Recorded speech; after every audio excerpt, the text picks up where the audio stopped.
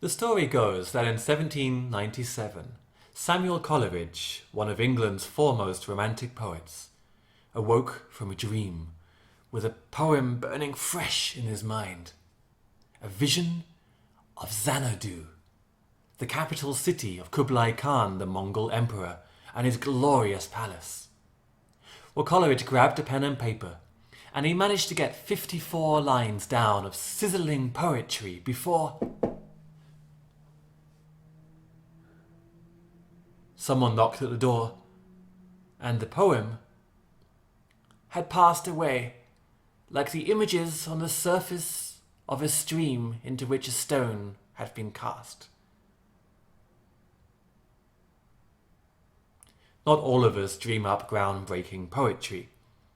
For most of us, we only find out if the inspiration that we get from our dreams makes great stories or great poems when we read them again in the harsh light of day. Some years ago, I woke up in laughter. To wake up laughing is one of those very rare and precious sensations you might only have a few times in your life. But on this occasion, I had no chance to indulge myself. I was already scrambling around for a pen and paper. I had just dreamt up the funniest story in the world. The characters were comic genius. The plot was pure hilarity. A tempo as tight as a jazz band. Where was that fucking pen? I grabbed a pencil and the back of an envelope and began to scribble it down. I could hardly contain myself as I rescued the golden jokes and dialogue. 5 minutes later, the dream was fading away, but I had the funniest story in the world down on paper. It was like holding a treasure map in my hand.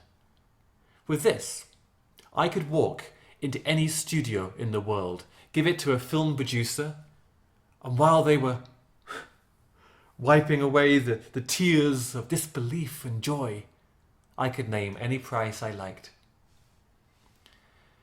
I went back to sleep with a smile on my face, assured of my fame and fortune.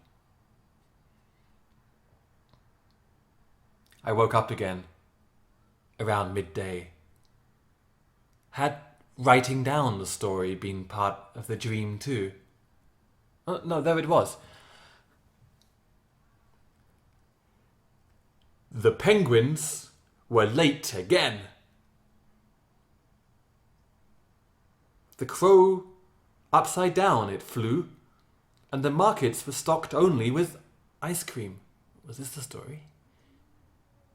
I've always wanted to be taller, said the watchmaker. And the rain was cold once again, as usual. I slowly realized that it was pure nonsense. Random words and images thrown together. What had been the funniest story in the world at 4 a.m. was just garbage in the morning light. And so I learned that dreams are not to be trusted. Unless you happen to be taking opium.